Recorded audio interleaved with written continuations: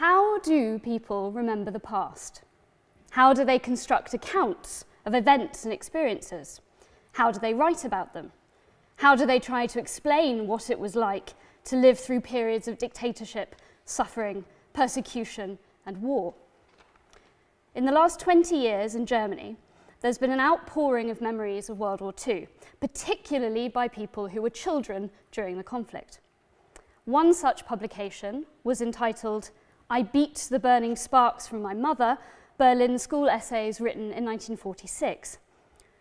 Rather than presenting the memories of individuals now in later life, looking back at childhood with the benefit of hindsight, this text contained essays written by children in 1946, less than a year after the war had ended, about what it was like to be caught up in the conflict of war.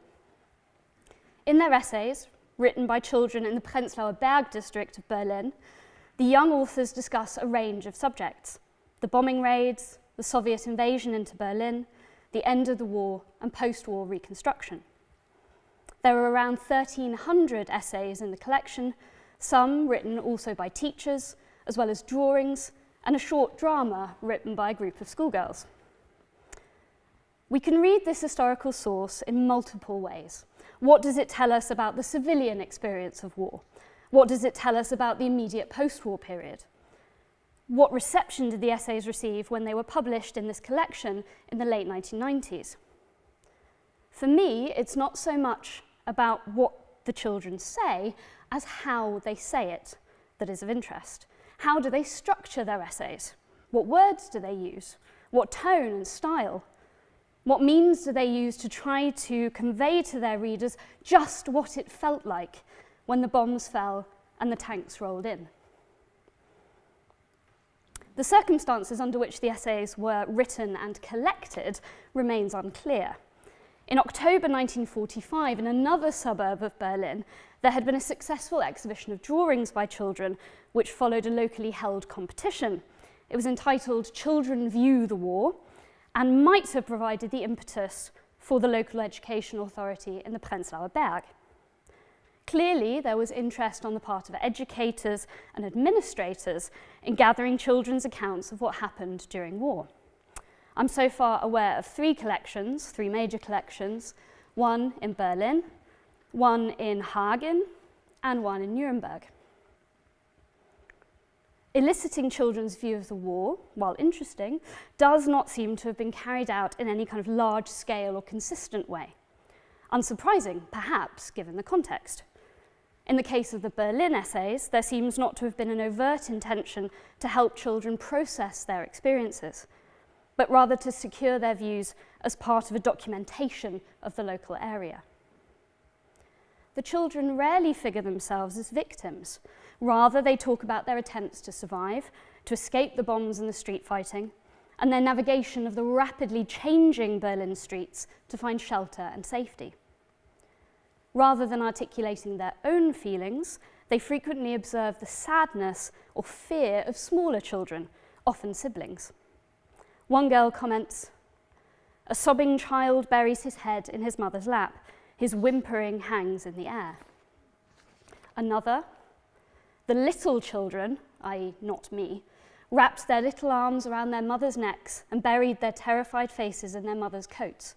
With trembling hands, the mothers stroked their children's heads." Observations such as these construct the authors as more self-possessed, in contrast to other children in their midst. This is also the case in the way that the children's curiosity is signalled. Like Heidi R., who comments, "Transfixed, we all listened to find out what the wireless would come out with next. The noises made us nervous. We wanted to shout, 'Come on, tell us what's going on.' We wanted to know how great the danger was." In addition to a sense of personal agency as social actors on the stage of war, we find evidence here of children as narrative agents, writing their experiences in their own words. The children undoubtedly had a degree of narrative freedom and choice in writing their accounts. Rather than answering specific questions posed by interviewers or psychologists, they had a degree of autonomy over the language and content of the essays. Phrases such as, In this report, I want to give an account of the particulars. Or, there's much more I could write about. Or, examples such as this are generic essay phrases, but they hint at the author's awareness of their narrative agency. So Inga S., for example, observes, there are a lot of really heavy attacks I could describe when we crouched in the bunker and hardly dared to breathe. But that would be going too far, and I don't like to think back to that time. There's one day, however, that I'll never be able to erase from my memory. That was the 18th of March, 1945. When the air raid siren sounded, Inga was unable to get home. She took shelter in an unfamiliar cellar and only just made it out alive. It's this memory that Inga chooses to describe in her essay. The children use a wide range of poetic and rhetorical devices to describe the experience of war too. And incidentally, this is where the issue of translation becomes interesting, because in translating the children's essays, which I'm attempting to do, trying to find the right tone, the right voice, the right idiom is a challenge. But I've also been confronted with the challenge of translating sound words, and you'll see my current solution, inelegant though it is, on the next slide. So Heidi Eyre makes a concerted effort to describe the experiences of a bombing raid using onomatopoeia and suspense. Boom, krach. That must be it now. Onto our house. No, now, no, not yet, but soon. Oh God. And there, rumbumps, rum, krach and clear. Our house was falling in on top of us. And similarly, Barbara S. begins her essay, hui-hui-sss-ttt, boom. Astonished, I looked up. What is that? Hui-hui-hui. It was followed by a loud bang. I dropped the broom and ran to the window. The essays are evidence of children's attempts to communicate what it was like, what the experience of total war looked and sounded like, what it felt like. At the same time, the children often adopt a disquietingly matter-of-fact tone when describing atrocities or scenes of devastation. It's important to remember that the essays do not necessarily represent the private thoughts and feelings of children. These essays were texts for public consumption, for the eyes of teachers and public officials. Perhaps anticipating their audience, did the children write what they thought they ought to as much as or more than what they wanted to? How did the genre of the essay, rather than the letter or the diary entry, affect the children's tools of expression? Strikingly, only one essay in the collection includes the detail that it was written with Mummy's help. Several essays end with a statement to the effect that the author will never forget this experience as long as they live. We will never forget it, but I will never forget that night. We will never forget those days. I will never forget that terrible night, for the horrible image of our house burning appears again and again before my eyes. What it suggests, in a sense, is a presence at some point of a writing frame, the suggestion that this is a good way to end an essay, as teachers sometimes do. Only occasionally is there a suggestion of perhaps a subversion of this model, such as Inga O's comment, "Since then, things have become much better, and now I've almost completely forgotten the whole war." The political framing of the essays is also another important factor to consider.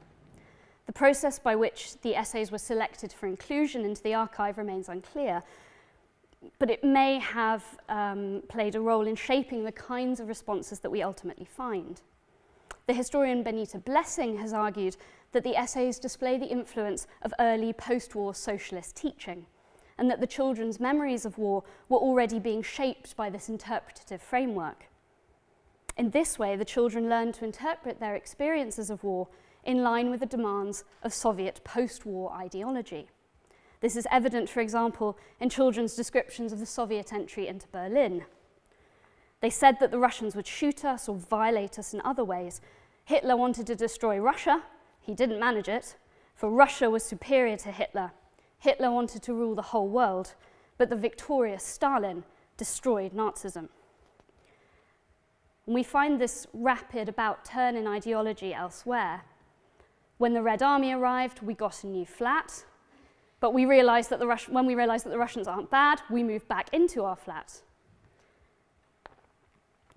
And finally, now as I'm writing down everything that happened, I want to thank Generalissimo Stalin and the Red Army for our liberation from Nazism. Even if the Russians violated women and robbed many people of their possessions, we must not forget what our soldiers did in Russia, and that Hitler and his henchmen are the ones guilty of causing all this suffering, and that what the Russians have done is simply part of martial law. This is a particularly fervent example.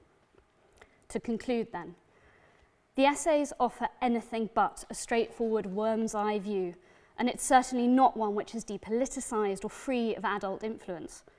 Yet, at the same time, they provide an invaluable insight into children's attitudes towards their own identity as war children in the immediate aftermath of the conflict.